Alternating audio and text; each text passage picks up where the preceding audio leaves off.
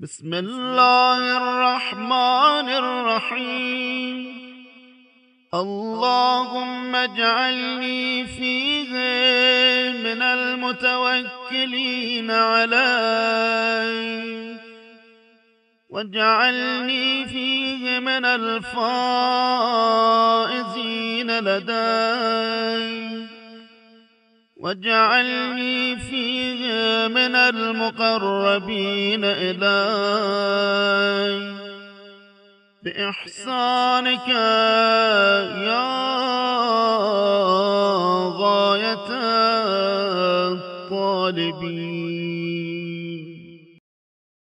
Ey mənim Allahım, məni sənə təvəkkül edənlərdən, sənin yanında çama çatanlardan və uğur əldə edənlərdən və sənin dərgahına yaxın olanlardan elə, ehsanına xatir, ey axtaranların hədəfi.